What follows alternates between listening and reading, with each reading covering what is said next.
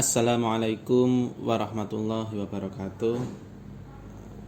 Di materi psikologi kali ini kita akan membahas tentang motivasi dan emosi. Namun sebelumnya jangan lupa diawali dengan berdoa terlebih dahulu. Semoga ilmu yang didapat menjadi ilmu yang bermanfaat dan barokah. Allahumma amin. Nah, kita seringkali mungkin berpikir bahwa wah aku lagi butuh motivasi, wah aku lagi butuh mood booster atau semacamnya. Nah, sebenarnya motivasi itu apa sih? Apa yang menggerakkan kita untuk melakukan sesuatu atau menggerakkan kita untuk mendapatkan sesuatu, menggerakkan kita untuk menghindari sesuatu. Nah, itu sebenarnya tentang motivasi. Ada banyak teori motivasi, tapi tidak akan kita bahas semua di sini. Kita bahas sekilas saja. Sebenarnya apa sih itu motivasi? Motivasi adalah proses di mana kegiatan dimulai, diarahkan dan berkelanjutan sehingga kebutuhan fisik dan psikologis terpenuhi. Nah, jadi motivasi ini adalah sebuah upaya manusia untuk mendapatkan kepuasan baik secara fisik maupun psikologis. Nah, jadi dia mencari kepuasan-kepuasan dengan cara tertentu agar kepuasannya itu ya satisfying lah, bisa dipenuhi. Nah, ada dua macam motivasi secara umum ya, yaitu motivasi intrinsik dan motivasi ekstrinsik. Motivasi intrinsik ya motivasi yang muncul dari internal, motivasi ekstrinsik motivasi yang muncul dari eksternal. Yang dari internal atau intrinsik itu ya sesuatu yang kita lakukan karena kita mendapatkan kepuasan dari apa yang kita lakukan itu, bukan karena paksaan, bukan karena takut oleh pihak luar, tapi memang dari dorongan diri sendiri itu sudah keluar. Nah, biasanya motivasi ini ya lebih kuat daripada motivasi ekstrinsik karena muncul dari dorongan diri sendiri. Misalnya kalau kalian kalian sholat itu motivasi ekstrinsik atau intrinsik, dari internal atau eksternal? Mungkin kalau kalian masih kecil dulu ekstrinsik ya, karena kalau kalian nggak sholat mungkin dihukum sama orang tua kalian atau seperti apa gitu.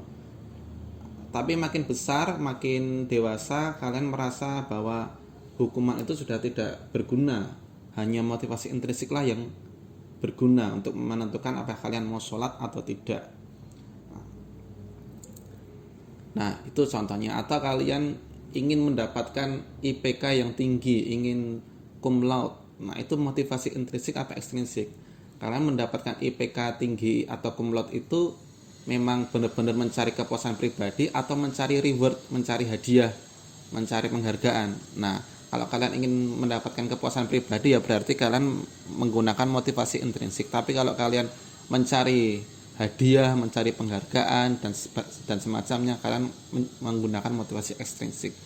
Mau pakai yang manapun, intrinsik atau ekstrinsik, asalkan itu bisa membantu kalian untuk mendapatkan kepuasan, mendapatkan cita-cita kalian, ya tidak apa-apa. Jadi tidak masalah yang bagus itu intrinsik atau ekstrinsik, semuanya bisa digunakan. Termasuk dalam hal ibadah. Kita ibadah karena kita takut neraka dan pengen surga, itu kan ekstrinsik ya. Tapi kalau intrinsik ya nanti berarti kita beribadah karena cinta kepada Allah, karena kata Nabi ya ingin bersyukur kepada Allah dan sebagainya. Nah, itu menjadi motivasi intrinsik. Mau intrinsik atau ekstrinsik, mau internal atau eksternal, asalkan itu bisa mendorong kalian untuk lebih rajin beribadah, yaitu bagus. Nah, ya seperti itu. Kemudian kita ke contoh teori kepribadian. Ini adalah teori hierarki Maslow atau piramida Maslow, salah satu teori motivasi yang paling terkenal sedunia raya. Nah, ini sebenarnya dimulai dari fisiologis ya, yang wifi sama baterai itu ya kekinian lah.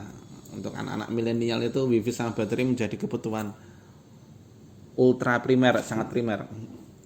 Kita mulai dari fisiologis. Nah, jadi menurut Maslow manusia itu paling urgent itu memenuhi kebutuhan fisiologisnya. Fisiologisnya itu apa? Nah, ini biasanya ya bentuknya makanan, minuman, kalau kita menyebutnya yang menjadi sandang, pangan, dan papan gitu. Itu kebutuhan primer, kebutuhan fisiologis yang sangat mutlak dibutuhkan manusia. Manusia kalau nggak makan ya heboh.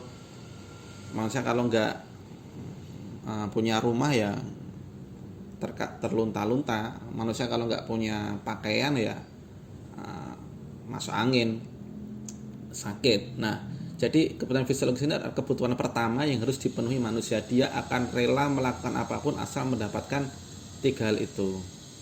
Nah, kemudian di atasnya lagi kalau kebutuhan fisiologis sudah dipenuhi, yaitu kebutuhan safety, yaitu rasa aman. Rasa aman dari ketakutan, dari gangguan, dari ketidakstabilan. Nah, ini manusia juga mencari zona nyaman lah, seperti itu. Mencari zona nyaman supaya tidak ada ketakutan, tidak ada keresahan dan sebagainya. Kemudian setelah itu dipenuhi, manusia mencari kebutuhan cinta, kasih sayang. Nah, jadi setelah sandang, pangan, papan sudah dapat, hatinya juga sudah tenang, tidak diliputi rasa takut dan semacamnya.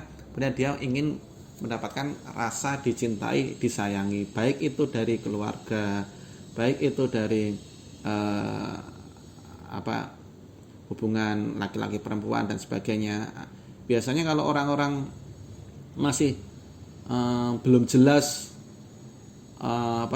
penghasilannya, pencahariannya, makan apa kebutuhan pokoknya, dia tuh kalau urusan cinta nanti ajalah, saya fokus ke kebutuhan diri sendiri dulu. Nah, biasanya seperti itu. Kemudian setelah mendapatkan rasa dicintai dan disayang itu, kemudian kebutuhan berikutnya itu self esteem, yaitu kebutuhan untuk dihargai, kebutuhan untuk diakui, kebutuhan untuk diberi penghargaan, dihormati, dinilai, terpandang atau semacamnya. Jadi rasa untuk mendapatkan respect sehingga dia menjadi lebih percaya diri, lebih terhormat, lebih naik derajatnya, strata sosialnya dan semacamnya, itu ada di self esteem. Kemudian kebutuhan yang terakhir yaitu self actualization atau aktualisasi diri, yaitu ketika dia sudah kebutuhannya itu sudah terpenuhi semua, maka dia tinggal mengaktualisasikan dirinya sendiri. Jadi dia melakukan sesuatu itu tidak untuk mendapatkan makan atau minum, enggak untuk materi, tidak untuk mencari perhatian, tapi memang melakukan sesuatu secara sukarelawan, secara voluntary, untuk mengaktualisasikan atau mempersembahkan dirinya kepada yang lain, seperti itu. Nah, itu teori piramida Maslow. Kalau ditambah wifi dan baterainya, jadi zaman sekarang sebelum fisiologis itu ada wifi dulu. Yang penting ada wifi itu udah aman, nggak usah makan, nggak usah minum, puasa gitu, asalkan wifi-nya kenceng nggak masalah. Tapi kalau wifi nggak ada baterai, buat apa ya? Maka baterai itu yang pertama, mati listrik udah, anak zaman sekarang nggak tahu lagi mau ngapain. Kemudian setelah kita membahas tentang motivasi, kita akan membahas tentang emosi, ya. Emosi. Apa sih itu emosi? Nah, jadi secara teoritis, emosi itu dideskripsikan sebagai aspek perasaan dari kesadaran dan mencakup unsur-unsur fisik, perilaku, dan kognitif. Mungkin kalian pernah merasa atau mempertanyakan, wah aku lagi nggak mood, wah aku lagi nggak semacam itulah, moodku lagi mood swing atau semacamnya. Nah, itu sebenarnya masalah emosi juga, tapi beda ya antara mood dan emosi sebenarnya. Nah, mood itu ya kondisi hati ya, kondisi hati antara dia itu sedang bersemangat atau tidak. Kalau emosi itu lebih ke kesadaran yang kita alami setelah kita mendapatkan suatu respon atau perilaku, baik itu secara psikologis maupun secara fisik ataupun secara kognitif. Maka orang yang emosi itu bisa positif, bisa negatif. Nah, Kalian kalau melihat orang lain, wah kamu mbok jangan emosi. Mungkin itu maksudnya adalah mbok jangan marah-marah, jangan tensi, jangan semacamnya. Sebenarnya emosi itu bisa positif, bisa negatif. Orang yang bisa mengelola emosinya dengan baik, bisa menjadikannya sebagai sumber bahan bakar untuk bergerak, nah itu bagus. Nah, itu jadi penting dicatat bahwa emosi bisa positif, bisa negatif. Orang yang misalnya melihat temannya dapat nilai bagus, dia dapat nilai jelek, dia emosi. Emosinya tidak dengan marah-marah, tidak dengan menuduh temannya nyontek atau semacamnya, tapi dengan memacu dirinya untuk makin belajar, makin rajin dan sebagainya. Nah, itu contohnya bagus. Lihat temannya sukses, berwirausaha, penghasilannya banyak, terus dia mengacaukan, memfitnah bisnisnya pakai tuyul atau semacamnya. Nah, itu nggak bagus. Tapi kalau dia menjadi memacu dirinya sendiri untuk lebih giat bekerja, nah itu bagus. Jadi mengelola emosi ini penting. Nah, kemudian emosi ini juga sangat berpengaruh terhadap kita menyelesaikan tugas-tugas kita, menyelesaikan kerjaan-kerjaan kita. Maka di sini di buku oleh David Allen merumuskan beberapa cara untuk manajemen waktu, disebut GTD, Getting Things Done, mendapati pekerjaan-pekerjaan menjadi selesai. Nah, yang pertama, mencatat kerjaan-kerjaan kita itu di tempat yang mudah dan sering terlihat. Jadi misalnya kalian di kamar, di depan kalian bangun tidur itu dikasih papan isinya tulisan-tulisan target-target kalian atau schedule kalian hari ini mau ngapain, targetnya apa. Nah, itu bisa. Atau di laptop pakai sticky notes, itu biar kebaca kalau kalian buka laptop itu nggak nonton drakor tapi ngerjain tugas-tugas yang sudah disusun. Atau di laptop kalian, di HP kalian, setiap kalian buka HP mau YouTubean, mau chattingan, lihat, oh ini aku belum bikin ini, belum bikin itu, akhirnya kalian menunda mager kalian, kemudian kalian menyelesaikan tugas-tugas kalian. Kemudian yang kedua, menulis langkah dengan spesifik. Nah, jadi target-target kalian itu ditulis secara spesifik. Jangan cuma ditulis misalnya semester ini IPK 4,0, enggak jelas. Jadi harus spesifik. Misalnya saya harus mengerjakan tugas 1 hari setelah diberi tugas, atau saya harus membaca 1 hari 1 jurnal, 1 bulan 1 buku misalnya, atau semacamnya. Nah, itu lebih spesifik.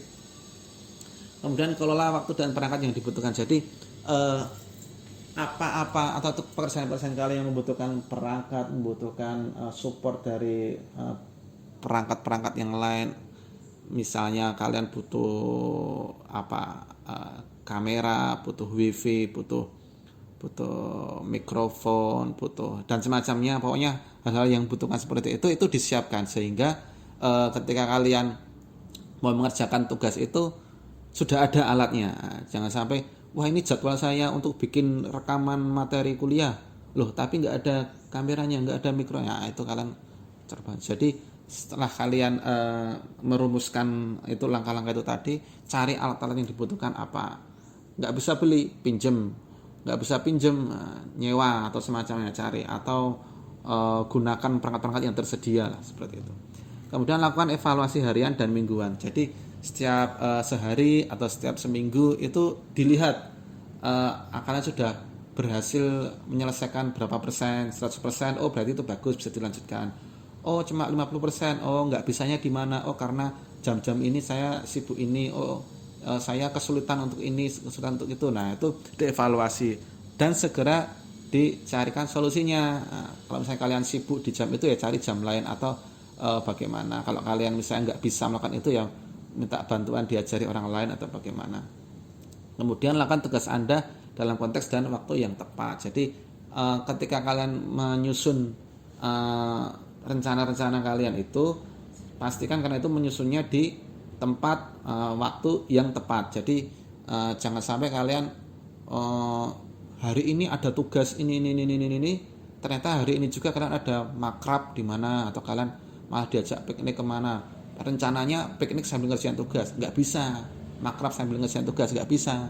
Nah, maka itu dikelola dengan baik, Dengan cara apa? Ya nggak usah ikut makrab atau nggak usah ikut piknik kalau emang tugasnya itu penting. Atau kalau tugasnya itu bisa ditunda ya ditunda, atau bisa didahulukan dulu, diselesaikan sebelum berangkat. Nah seperti itu. Kemudian yang terakhir ini ada contoh penggunaan weekly planner atau rencana mingguan. Nah, jadi bisa kalian bikin seperti ini setiap minggu seperti itu kan. Saya sendiri bikin, tapi lebih ke bulanan seperti itu ya. Tapi kalau kalian bisa buat seperti ini, mingguan seperti ini, dari pagi sampai siang kalian ngapain. Syukur-syukur kalau dari habis pada subuh bangun tidur itu kalian ngapain. Ya nggak usah secara rigid per menit lah, paling nggak secara general. Misalnya pagi-pagi saya mau ngaji atau mau ngerjain tugas, sebelum tidur kalian mau baca buku, ngerjain tugas. Nah seperti itu. Kalian bisa seperti itu. Bisa ba'da duhur saya tidur siang, nggak apa-apa, nggak masalah. Diatur. Kalian sendiri yang tahu kebutuhan kalian sendiri yang tahu bagaimana kemampuan tubuh kalian untuk menyelesaikan kebutuhan-kebutuhan kalian itu. Nah itu saja, semoga bermanfaat. Assalamualaikum warahmatullahi wabarakatuh.